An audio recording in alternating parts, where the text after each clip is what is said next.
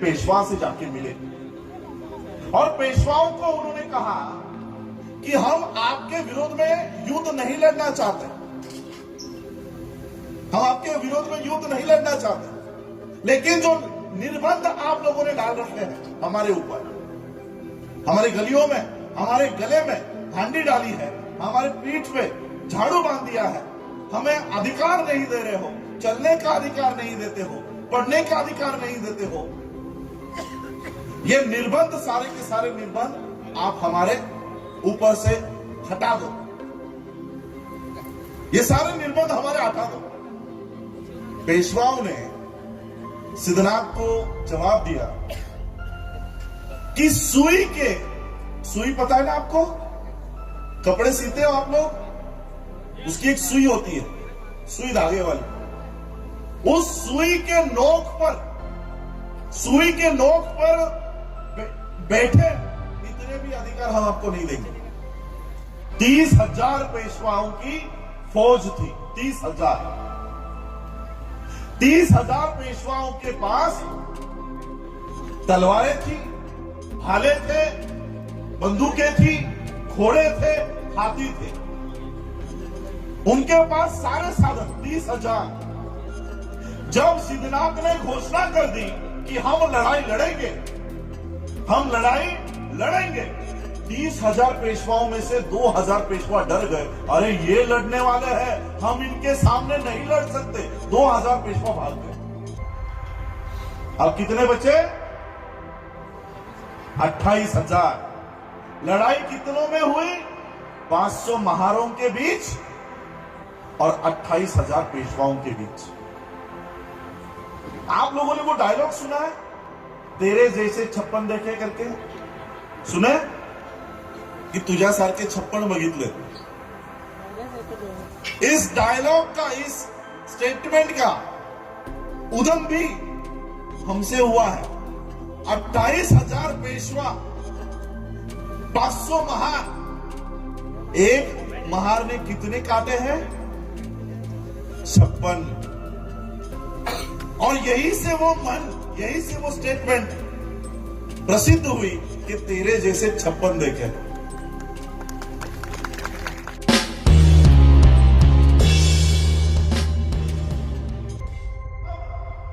सिद्धनाथ ने यह घोषणा कर दी कि हम ये युद्ध लड़ने वाले हैं। 30,000 पेशवाओं की फौज थी, 30,000। 30,000 पेशवाओं के पास तलवारें थी, भाले थे, बंदूकें थी, घोड़े थे, हाथी थे, उनके पास सारे साधन 30,000। जब सिद्धनाथ ने घोषणा कर दी कि हम लड़ाई लड़ेंगे, 30,000 पेशवाओं में से 2,000 पेशवा डर गए, अरे ये लड़ने वाले हैं, हम इनके सामने नहीं लड़ सकते, 2,000 पेशवा भाग गए। अब कितने बचे? 28,000। लड़ाई कितनों में हुई? 500 महारों के बीच और 28,000 पेशवाओं के बीच। आप लोगों ने वो डायलॉग सुना है, तेरे जैसे 56 देखे करके।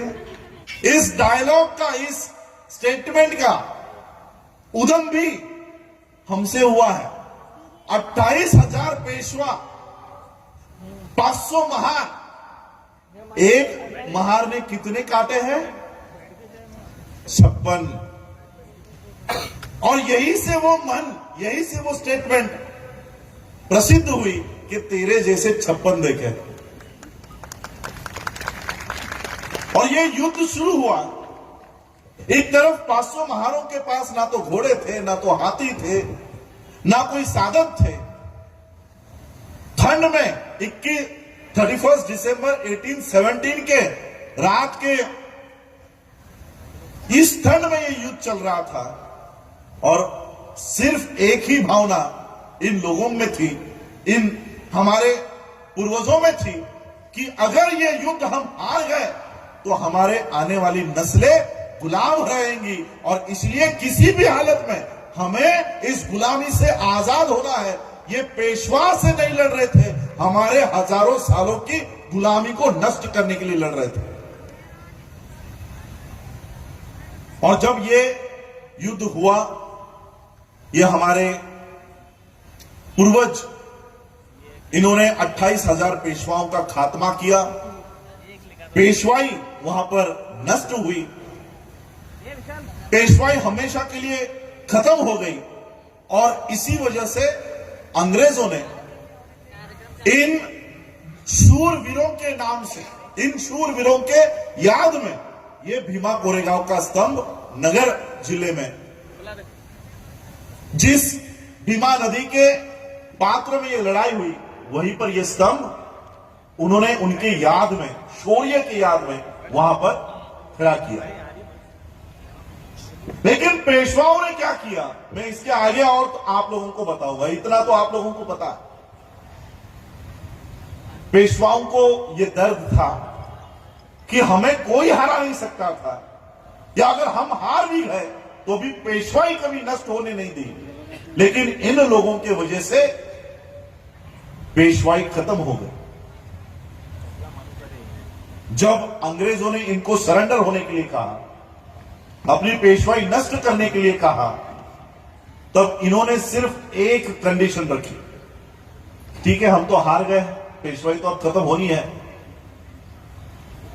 उन्होंने एक कंडीशन रखी कि ठीक है, हम अपना राजपाट सब समेट लेते हैं, लेकिन ये जो महार बटालियन है इसे बंद करो। ये जो महार बटालियन है, जिन्होंने हम लोगों को हराया है, ये आपको बंद करनी होगी। मैंने जैसे आपको कहा कि अंग्रेज कोई हमारे सगे तो थे नहीं।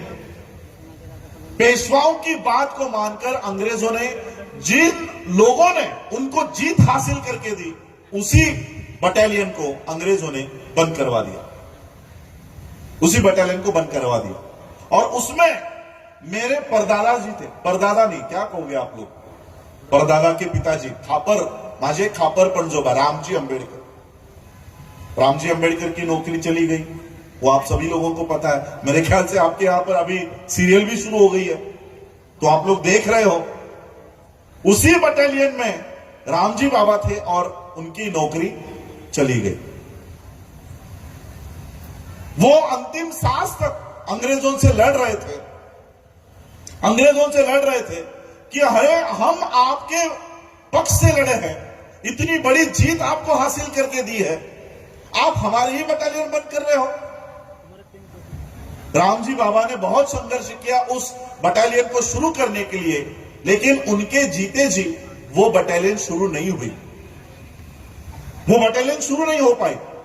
और जब बाबा साहब बड़े हुए, बाबा साहब पढ़ाई लिखाई करके जब भारत में वापस आए, तब उन्होंने अपने पिता का अधूरा रहा हुआ सपना, उस महार बटालियन को फिर से शुरू करवा दिया, जो आज तक चल रही है, जो आज तक है।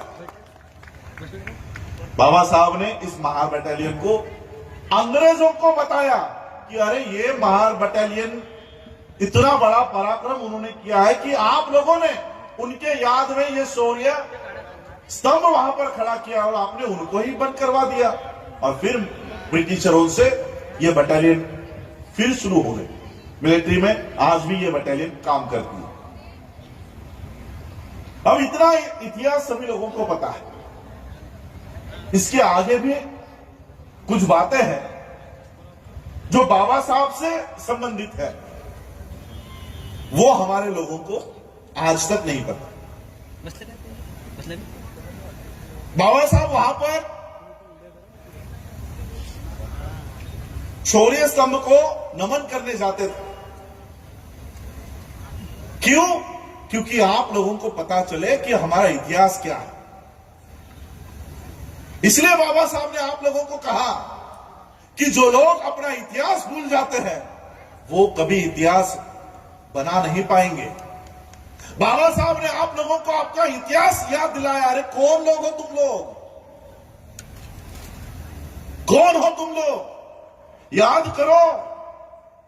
ये सिर्फ स्तंभ नहीं है, ये सिर्फ स्तंभ नहीं है, ये सिर्फ पत्थर का कोई मॉन्यूमेंट नहीं है, ये आपकी विजय गाथा है, याद करो।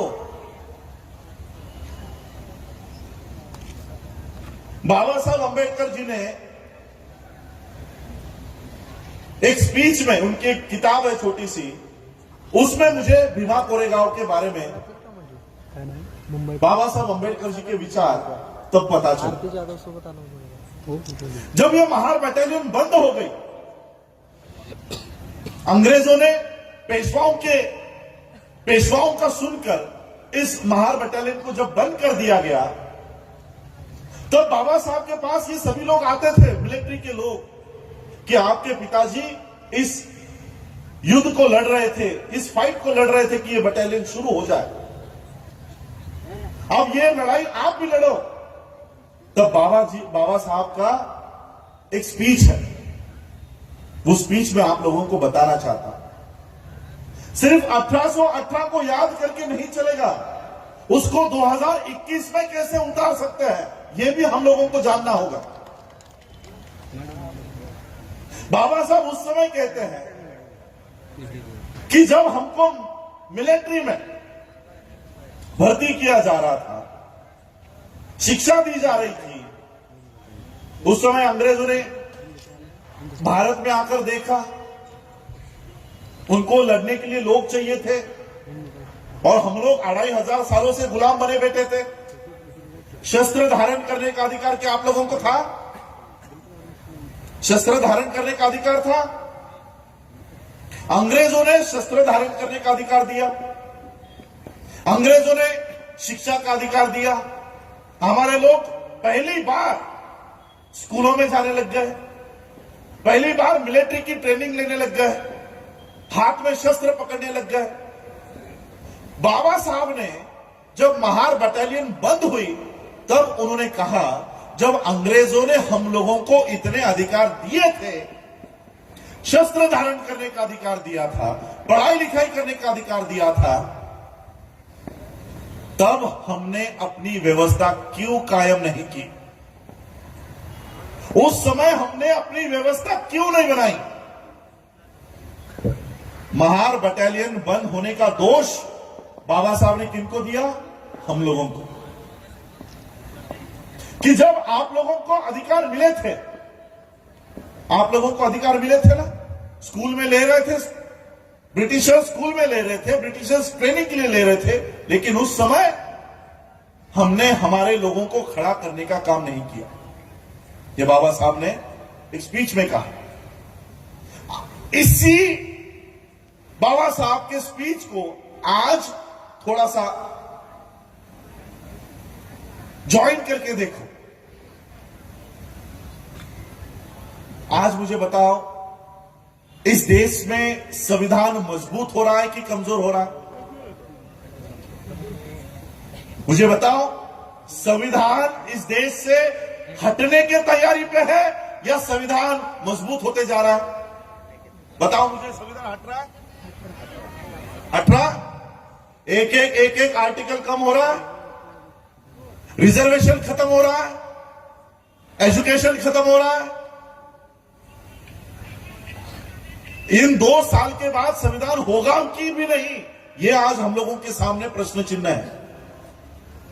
अब यही सवाल मैं आप लोगों को पूछता हूं, संविधान लागू होकर कितने साल हुए हैं? 70 साल के ऊपर हो चुका है। 1950 में लागू हुआ, आज 2021 है। 70 सालों में आप लोगों को पढ़ाई लिखाई करने का अधिकार मिला? 70 सालों में आप लोगों को नौकरी का अधिकार मिला? 70 सालों में आपको व्यवसाय करने का अधिकार मिला?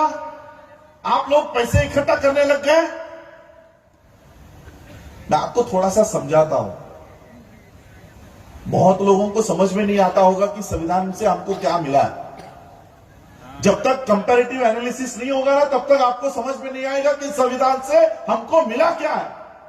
इसलिए आप लोग संविधान को बचाने के लिए आगे नहीं आ रहे हो, क्योंकि आपको पता ही नहीं है कि संविधान क्या है। यह लड़ाई बाबा साहब ने लड़ी। इस देश के संविधान को बनाने के लिए बाबा साहब ने जो संघर्ष किया, वो आज हम भूल गए। इसलिए हम संविधान, जब रोज संविधान का पन्ना फट रहा है, हम घर में व्यस्त हैं। टीवी देख रहे हैं, मैं आपको बताना चाहता हूं, मनुस्मृति संविधान लागू होने से पहले क्या था? मनुस्मृति संविधान लागू होने से पहले इस देश में मनुस्मृति का कानून था।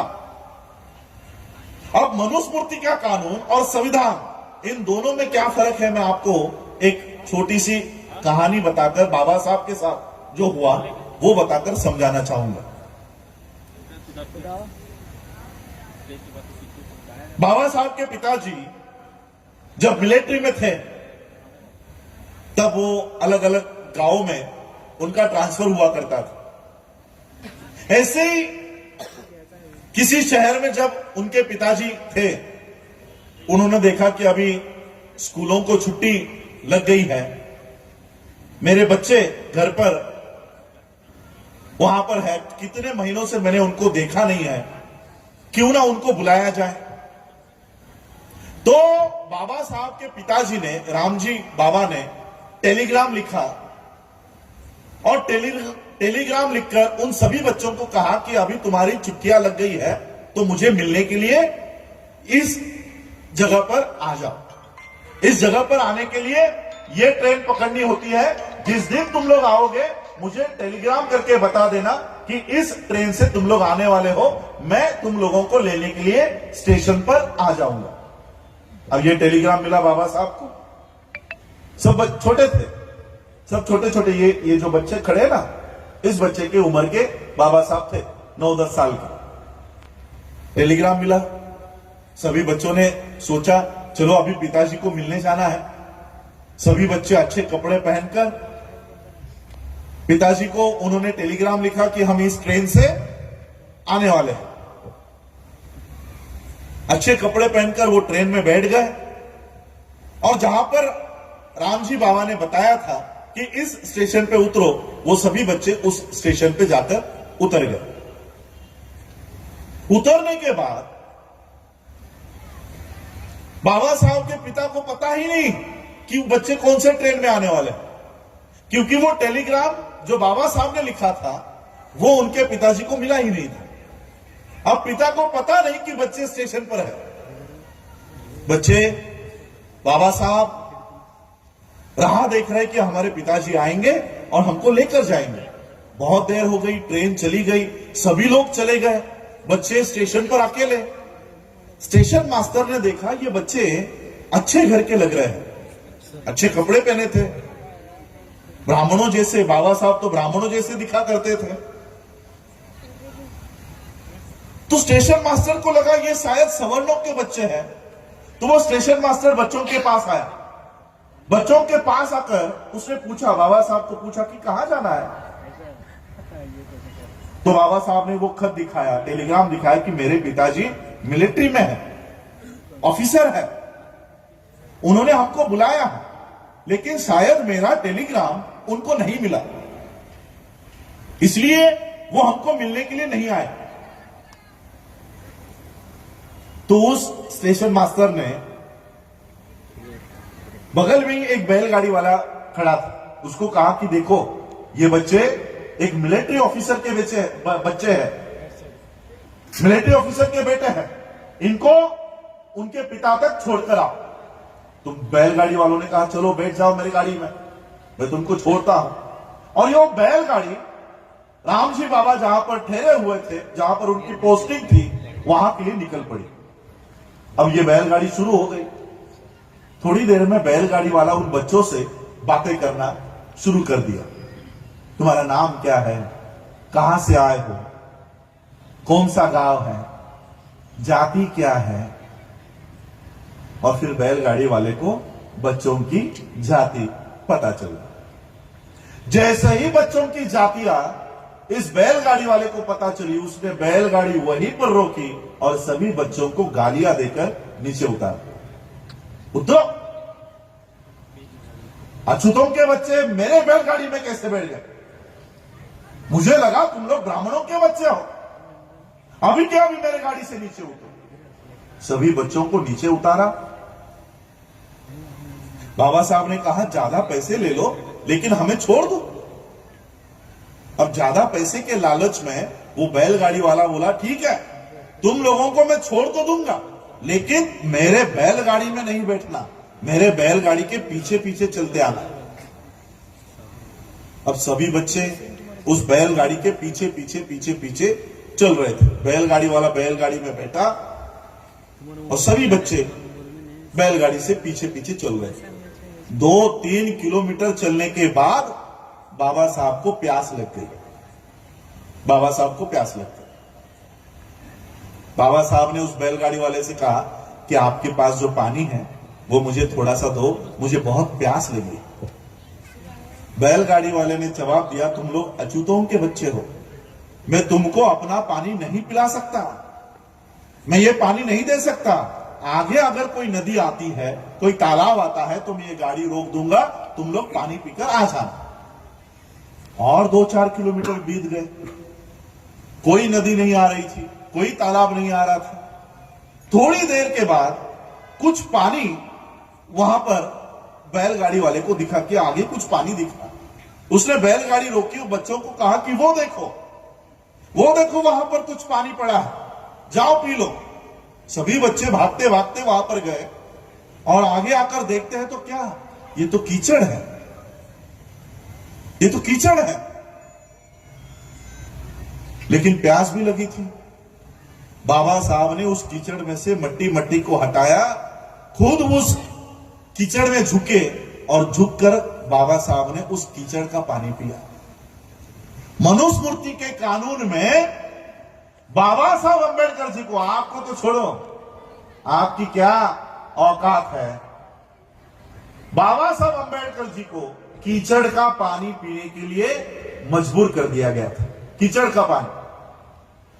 बाबा साहब वो पानी पिए, कपड़े गंदे हो गए थे, मुंह गंदा हो गया था, मट्टी लग गई थी, पूरा बदन मट्टी लग गया था। बच्चे अपने पिता के पास पहुंच गए। पिता ने देखा ये मेरे बच्चों की क्या अवस्था हो गई है, क्या हुआ इनके साथ। राम जी बाबा ने बाबा साहब को पूछा कि ये क्या हालत बना रखी है, क्या हुआ तुम्हारे साथ। बाबा साहब ने सारी हकीकत अपने पिताजी को बताई कि पिताजी, मेरे साथ ऐसा क्यों ये बर्ताव करता है, नाई मेरे बाल क्यों नहीं काटता, मुझे बैलगाड़ी में क्यों नहीं बिठाते, मुझे पानी पीने के लिए क्यों नहीं देते। क्या जवाब दिया पता है पिताजी ने? राम जी बाबा ने बाबा साहब से कहा कि यही व्यवस्था तुझे बदलनी है, यही व्यवस्था तुझे बदलनी है। जो छोटा भिवा था, भिवा, बाबा साहब को भिवा बोलते थे बचपन में, यही छोटा सा भिवा बड़ा हो गया और इसी भिवा ने सिर्फ भारत का ही नहीं, विश्व का सर्वोत्तम संविधान बाबा साहब ने इस देश को दिया। सर्वोत्तम, सबसे बढ़िया संविधान बाबा साहब ने इस देश को दिया।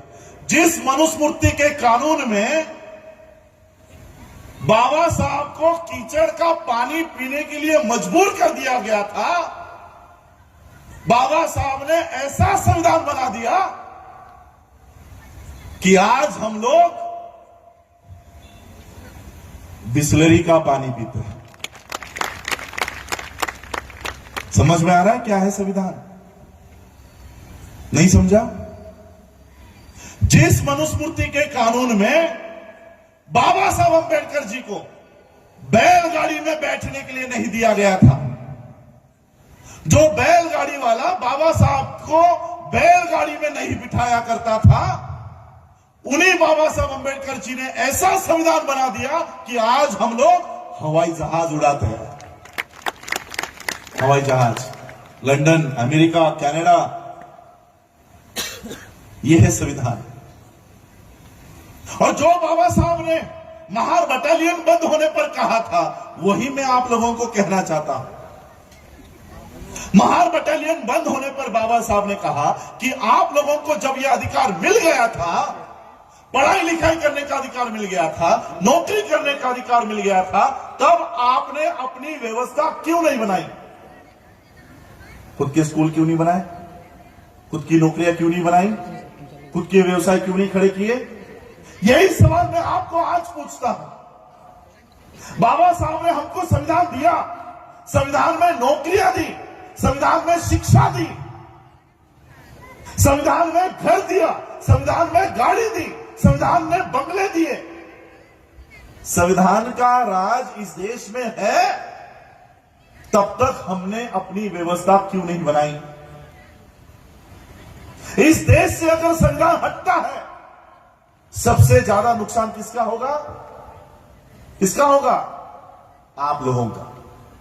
क्योंकि नौकरियों के ऊपर आप लोग बैठे हैं, नौकरियां खत्म। स्कूलों में आप लोग रिजर्वेशन लेते हो, रिजर्वेशन खत्म, स्कूल खत्म। बाबा साहब की जयंती आती है हर साल, हर साल बाबा साहब की जयंती आती है। ये पिछली जयंती हम लोग मना पाए नहीं, घर में थे। एक हफ्ते में 14 अप्रैल 2020 के एक हफ्ते बाद ऑनलाइन एक न्यूज पढ़ी मैंने। ऑनलाइन न्यूज क्या थी पता? डॉक्टर बाबा साहब अंबेडकर जी की जयंती नहीं होने की वजह से, बाबा साहब अंबेडकर जी की जयंती नहीं मनाई गई, इस वजह से भारत के अर्थ को, भारत के इकोनॉमिक को 1500 करोड़ का, 1200 करोड़ का फटका बैठा है। कितना? 1200 करोड़। आप लोग बाबा साहब की जयंती के लिए कितना रुपया खर्च करते हो? एक साल में 1200 करोड़। ये कौन सा आंकड़ा है पता है? सिर्फ शहरों का आंकड़ा है। ये आपके गांव में, गलियों में जो छोटी छोटी जयंतियां होती है, उसका आंकड़ा नहीं है। जयंती के लिए हम लोग पेंट करते हैं, घर को पेंट करते हैं, नई गाड़ी लेते हैं, नए कपड़े लेते हैं, मिठाई लेते हैं, लाइटिंग लगाते हैं, फटाके लगाते हैं, ऑर्केस्ट्रा मंगाते हैं, स्टेज लगाते हैं, प्रोग्राम करते हैं ना। इतना सारा खर्चा होता है। टोटल खर्चा एक जयंती का कितना है पता है? 2200 करोड़ रुपया का खर्चा है सिर्फ भारत का। 2200 करोड़ की एक जयंती हम एक साल में मनाते हैं। जो लोग इतना खर्चा करते हैं, उनकी एक स्कूल नहीं है, उनकी एक स्कूल नहीं है। स्कूल के लिए हमको कहां जाना पड़ता है? गुरु ब्रह्मा, गुरु विष्णु, गुरु देवो महेश्वरा, इनके दरवाजे में जाना पड़ता है। हमारी स्कूल नहीं। हम आज तक सरकारी नौकरियों के ऊपर निर्भर है कि यहां पर पोस्टिंग निकली तो अर्जी कर दूंगा, यहां पर पोस्टिंग निकली तो अर्जी कर दूंगा। हमारी इंडस्ट्रीज नहीं, और हो नहीं सकती। ऐसा नहीं है। कितना रुपया देते हो आप लोग भारत को? एक दिन में 1200 करोड़ सरकार के आंकड़ों के अनुसार। जो लोग सरकार को एक दिन में 1200 करोड़ रुपए देते हैं, उनकी 10 करोड़ की एक यूनिवर्सिटी नहीं। और ये आप लोग हो। ऐसे भी नहीं कि अडानी अंबानी पैसे दे रहा है, ये आप लोगों के जेब से जा रहा है। इसलिए बाबा साहब ने उस समय कहा कि जब महार बटालियन चल रही थी, तब खुद की व्यवस्था क्यों खड़ी नहीं की? यही सवाल मैं आपको पूछता हूं कि आज जब संविधान इस देश में है, तब हम अपनी खुद की व्यवस्था क्यों खड़ी नहीं करते? क्यों हमको बार बार किसी और के दरवाजे पर जाने की नौबत आती है? स्कूल के लिए, नौकरी के लिए, व्यवसाय के लिए, अस्पताल के लिए। क्या है आपका खुद का कोई अस्पताल इस बसव कल्याण में? कोविड के सिचुएशन में हमारे कितने सारे कार्यकर्ता बेड नहीं मिला इसलिए मर गए। है हमारा खुद का अस्पताल? है खुद का अस्पताल हमारे पास?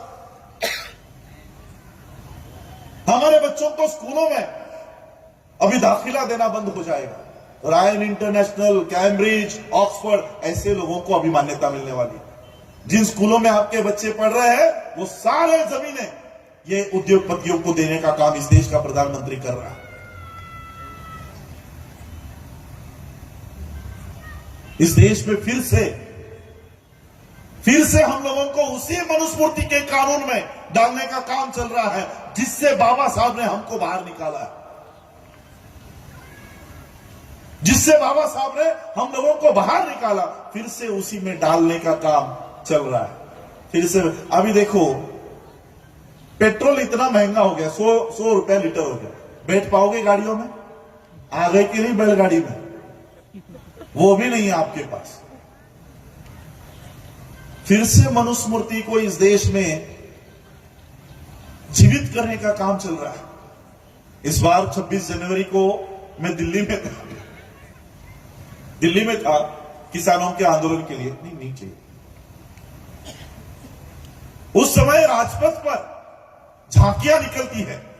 पहली बार इस देश में, पहली बार, मौलाना जी मैं आपको बताना चाहूंगा कि पहली बार मनु की झांकी निकली। मनु, जिसने मनुस्मृति लिखी, जिसने कहा कि ये सारे लोग, इनको पढ़ाई लिखाई करने का अधिकार नहीं है, अगर कोई पढ़ाई के शब्द सुन लेता है तो कान में शीशा पिघला के डाला जाए, ऐसे व्यक्ति की झांकी देश का प्रधानमंत्री निकालता है। जिसने ये लिख के रखा है कि ये लोग अगर पढ़ाई लिखाई बोलते भी है तो इनकी जबान काट दी जाए, ऐसे आदमी की झांकी राजपथ पर निकल रही है। 2 साल में किस दिशा में आप लोग जा रहे हो, ये आप लोगों को समझना होगा। और हम लोग क्या बोल रहे हैं? वो सीए का कानून तो मुसलमानों के लिए है, हमारा कुछ नहीं है। वो किसान का बिल तो किसानों के लिए है, हमारा कुछ नहीं है। ये इस तरह से आप लोगों को विभाजित कर रहे हैं, आप लोगों को विभाजित कर रहे हैं। सीए का कानून आ जाए तो सिर्फ मुसलमान को आगे आना है, किसान बिल बने तो सिर्फ किसान को आगे आना है। कल आपके लिए कौन आएगा? और इसलिए मैं आज आप लोगों को यह बताना चाहता हूं, उस समय भी यह 500 बैटल ऑफ भीमा कोरेगांव है ना, इसमें 500 के 500 महार नहीं थे। इसमें मराठा थे, इसमें मुसलमान थे। यानी पेशवाओं को खत्म करने का काम इस देश के लोगों ने किया है। ज्यादा संख्या में महार कम्युनिटी के लोग थे, लेकिन मुसलमान भी उसमें थे, उसमें मराठा भी उसमें शामिल थे। और इसलिए आज फिर से यही पेशवा सर ऊपर निकाल रहा है, यही पेशवा सर ऊपर निकाल रहा है। देखिए, शाहीन बाग का आंदोलन में शाहीन बाग में भी शामिल था। शाहीन बाग का आंदोलन मेरे ख्याल से 6 महीने से ऊपर चला होगा। कोविड के लिए उन्होंने उठा दिया। किसानों का आंदोलन अब 2 महीने से ऊपर चल रहा है, लेकिन शाहीन बाग का आंदोलन चलने के बावजूद भी सीए को रद्द नहीं किया। किसानों का 2 महीने से आंदोलन चल रहा है, लेकिन अभी भी किसानों का बिल रद्द नहीं किया। और आप कौन लोग हो पता है? आप कौन हो पता है? एक दिन सिर्फ रास्तों के ऊपर उतर गए थे, पूरी पेशवाई को खत्म कर दिया था। अरे अभी तो जागो, एक दिन में पेशवाई को खत्म कर दिया गया था। इतनी ताकत है आप लोगों में, इतनी ताकत है, लेकिन ये ताकत हम लोग वेस्ट कर रहे हैं। आज देखो, चीफ जस्टिस ऑफ इंडिया क्या कहता है पता है? ये कोर्ट के चक्कर में मत पड़ो, कोर्ट में न्याय नहीं मिलेगा। चीफ जस्टिस कह रहा है। ये बात हम 5 साल से कह रहे थे। अच्छा हुआ चीफ जस्टिस ने ही बोल दी। ये व्यवस्था हो गई है, पूरा प्रशासन, पूरा मीडिया, पूरा राज्यसभा, पूरा लोकसभा, विधानसभा अलग अलग राज्यों की, ये सारी बाबा साहब के संविधान को हटाने का, मिटाने का काम कर रही है। ये संविधान नहीं है, ये आपका वो सुरक्षा कवच है जो बाबा साहब आपको देकर गए थे, जो बाबा साहब ने आपको दिया। इसलिए आज अगर हम सुरक्षित हैं इस देश में, तो वो संविधान की वजह से। ये संविधान सिर्फ आपके लिए नहीं, चाहे वो मुसलमान हो, चाहे वो क्रिश्चियन हो, चाहे वो बौद्ध हो, यहां तक कि सवर्णों को भी बाबा साहब ने सुरक्षा दे दी कि जाओ तुम लोग भी ऐश करो। इसलिए मैं आप लोगों को आज बैटल ऑफ भीमा कोरेगांव के इस सूर्य दिन पर यही याद दिलाने के लिए आया हूं। आपको लगता होगा मेरे रास्तों के ऊपर आने से क्या होगा? हम लोग संख्या में कम है, हम लोग इस देश में संख्या में कम है। आपको लगेगा हम लोग अनुसूचित जाति के लोग हैं, एससी के लोग हैं, गांव में हमारे 10 घर होते हैं, हम कैसे इतनी बड़ी व्यवस्था को टक्कर दे सकते हैं? मुस्लिम कम से कम संख्या में तो ज्यादा है, कम से कम इकट्ठा तो है। हम तो इकट्ठा भी नहीं रहते हैं। आज एक घर यहां पर है तो दूसरा घर 10 किलोमीटर के बाद है। लेकिन मैं आपको फिर याद दिलाना चाहता हूं कि आप वो लोग हो, आप उनकी संतानें हो जिन्होंने 28,000 पेशवाओं को काट डाला था। ऐसे लोगों के आप संतानें हो, ऐसे लोगों के आप वंशज हो। इसलिए संख्या कम है, इसलिए बोलना नहीं है, विरोध नहीं करना है, ये ऐसा नहीं करो। और देखो समय भी अभाव है, मेरे ख्याल से 10 बजे तक का ही समय होगा, तो फिर मैं और ज्यादा आप लोगों का समय नहीं लूंगा। ठंड भी आप लोगों को लग रही होगी और कुछ लोगों को शायद बात अपनी रखनी होगी। मैं आप लोगों को सिर्फ इतना ही, 10 बजे का टाइम नहीं है अच्छा? तो मुझे कहा है कि 10 बजे का समय की लिमिट नहीं है, तो फिर मैं कंटिन्यू करता हूं। देखिए, संविधान से कितना बड़ा फर्क हमारे जीवन में हुआ। बाबा साहब ने जो हमको संविधान दिया, संविधान मिलने से पहले हम अलग अलग जातियों में बैठे थे, अलग अलग जातियों में थे, और उन जातियों को वही काम चिपकाया गया था। आपके यहां पर भी कोई जातियां होंगी, जैसे आपके यहां पर बाल काटने वाली जाति है, उसको क्या बोलते हैं? हमारे यहां पर नाई कहते हैं। हजाम, नाई, नाई नाई जाति के लोग सिर्फ बाल काटेंगे। वो कितना भी पढ़ लिख गया फिर भी बाल ही काटेगा। दूसरा, चमार जाति के लोग ये सिर्फ जूता बनाएंगे, जूता पॉलिश करेंगे, जूता बनाएंगे, चमड़े का काम करेंगे, चमड़ा साफ करेंगे, बस वही करेंगे। कितना भी बड़ा बन जाए सिर्फ वही काम करेगा। संविधान से पहले, संविधान लागू होने से पहले हर जाति को अपने अपने काम करने पड़ते थे, अपने अपने ही काम करने पड़ते थे, दूसरे का काम नहीं कर सकते थे। बाबा साहब ने संविधान लिख दिया, सबको बराबरी का हक दे दिया। संविधान से पहले, यहां पर महिलाएं बहुत बैठी है, इसलिए मैं आप लोगों को बताना चाहूंगा, हमारी चमार जाति के स्त्रियों को, महिलाओं को, जब वो गर्भवती होती थी 8 महीने 9 महीने, तो उसको सपना आता था। चमार जाति के स्त्री को क्या सपना आता था पता? चमार जाति के स्त्री को सपना आता था कि सामने के पेड़ के नीचे वो मोची बैठता है, चमार बैठता है, लोगों के जूते बनाता है, लोगों के जूते पॉलिश करता है, और सारे पैसे वो कमाता है। आज वो 50 साल का है, मेरे पेट में आज 9 महीने का गर्भ है। जब मेरा बच्चा बड़ा हो जाएगा, 20-25 साल का हो जाएगा, तब सामने के पेड़ के नीचे बैठने वाला जो चमार है, ये बूढ़ा हो चुका होगा, ये मरने को आया होगा। फिर मेरा बच्चा जाके उस पेड़ के नीचे बैठेगा और सबके जूते पॉलिश करने का काम मेरा बच्चा करेगा, और सारे पैसे मेरे बच्चे को मिलेंगे। ऐसे सपने आते थे चमार जाति की महिलाओं को। नाई जाति के महिलाओं को, 9 महीने की गर्भ धारण किए महिला को सपना आता था कि सामने के पेड़ के नीचे वो नाई बैठता है, लोगों के बाल काटने का काम करता है।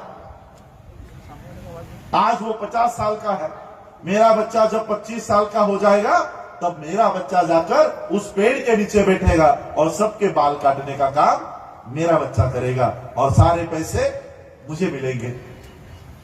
अब बाबा साहब ने संविधान दे दिया, बराबरी का हक दे दिया, शिक्षा का अधिकार दे दिया। आज हमारे महिलाओं को, चाहे वो चमार जाति की हो, नाई जाति की हो, माली जाति की हो, किसी भी जाति की हो, आज क्या सपना आता है पता है हमारी महिला को? आज मेरे पेट में 9 गर्भ का बच्चा है। सुप्रीम कोर्ट का जज आज 50 साल का हो गया। मेरा बच्चा जब 25 साल का हो जाएगा तब ये सुप्रीम कोर्ट का जज रिटायर होने को आया होगा और जैसे ही वो रिटायर होगा मेरा बच्चा जाकर उस सुप्रीम कोर्ट के कुर्सी के ऊपर जाकर बैठेगा। और ये हुआ है। आज हमारे गवई साहब सुप्रीम कोर्ट के चेयर में बैठे हैं। ये भी बाबा साहब की बदौलत है, बाबा साहब के संविधान की बदौलत है। उस समय ये भीमा कोरेगांव का स्तंभ हमारे शौर्य की निशानी, आज भी हमारे शौर्य की निशानी है। लेकिन एक शौर्य की निशानी आज भी हमारे हाथों में है जिसे हमें बचाना है और वो है इस देश का संविधान। इस देश के संविधान पर, इस देश के संसद में, राज्यसभा में ऐसे लोग आ गए हैं जो इस देश के संविधान को हटाना चाहते हैं, मिटाना चाहते हैं। आप लोगों में हिंदू मुसलमान का झगड़ा लगाना चाहते हैं। सीए, एनआरसी जैसे कानून लाकर लोगों को विभाजित करना चाहते हैं। किसान बिल लाकर आप लोगों की जमीनें हड़पना चाहते हैं। प्राइवेटाइजेशन, डिसइन्वेस्टमेंट के कानून बनाकर आपकी नौकरियां छीनना चाहते हैं। और इसलिए बाबा साहब ने हमें यह संविधान दिया है, आपका सुरक्षा कवच दिया है। यह सुरक्षा कवच जब तक है तब तक हम सुरक्षित हैं। जैसे ही ये सुरक्षा कवच हट जाएगा ये सारे लोग अन्याय अत्याचार के लिए खुले हो जाएंगे कि कोई भी आओ और इनके ऊपर अन्याय करो, अत्याचार करो। मैं फिर से आपको जाते जाते यही बात कहूंगा, बाबा साहब ने आप लोगों को उस समय याद दिलाया था, आपके पूर्वजों को याद दिलाया था, अरे अपने आप को भेड़ और बकरी मत समझो, आप लोग शेर की संतानें हो, सिंह के छावे हो। और यही मैं आज आप लोगों को याद दिलाकर अपनी बात को, अपनी वाणी को यही विराम दूंगा। आज बैटल ऑफ भीमा कोरेगांव के विजय स्तंभ के विजय दिवस पर, शौर्य दिन के विजय दिवस पर हम लोग यहाँ पर इकट्ठा हुए। मैं उसके लिए आप सभी लोगों का तहे दिल से, आप लोगों ने, आयोजकों ने मुझे यहाँ बुलाया उसके लिए आभार व्यक्त करता हूँ। और आप लोगों ने मुझे सुना उसके लिए भी मैं आप लोगों की तहे दिल से शुक्रिया अदा करता हूं। और जो बात मैंने कही कि अपनी व्यवस्था बनाओ, अपनी खुद की व्यवस्था बनाओ। कितने साल तक किसी और के स्कूलों में जाकर एडमिशन मांगोगे? कितने साल तक किसी और के अस्पताल में जाकर बेड मांगोगे? अपनी व्यवस्था बनाओ। और इस व्यवस्था बनाने का काम मैं खुद कर रहा हूं। अपनी यूनिवर्सिटी का पूरा नियोजन हमने किया है। 1 साल में हम अपनी यूनिवर्सिटी बना रहे हैं। हमारे खुद के स्कूल होंगे, खुद के कॉलेज होंगे। हमारे बच्चे गुरु ब्रह्मा और गुरु विष्णु के चरणों में नहीं जाएंगे, बुद्ध, बसवन्ना और बुद्धा के और बाबा साहब के चरणों में जाएंगे, उनके इतिहास को पढ़ेंगे। हमारे खुद के अस्पताल होंगे, हमारी खुद की बैंक होगी। इसके ऊपर हम काम कर रहे हैं। और इसके लिए मैं आप लोगों को कहना चाहूंगा, जिस संविधान के माध्यम से बाबा साहब ने आपको नौकरियां दी है, आपको बंगले दिए हैं, आपकी गाड़ियां दी है, उसमें से आपका हिस्सा बाबा साहब ने जो व्यवस्था बनाई है उस व्यवस्था को निर्माण करने के लिए आपको लगाना होगा। इतना ही कहता हूं और रुकता हूं। जय भीम, जय भारत, जय बुद्ध। सब्सक्राइब करें आपके अपने चैनल समता आवाज टीवी को, बेल आइकन दबाना ना भूलें सबसे पहले हमारी वीडियो देखने के लिए।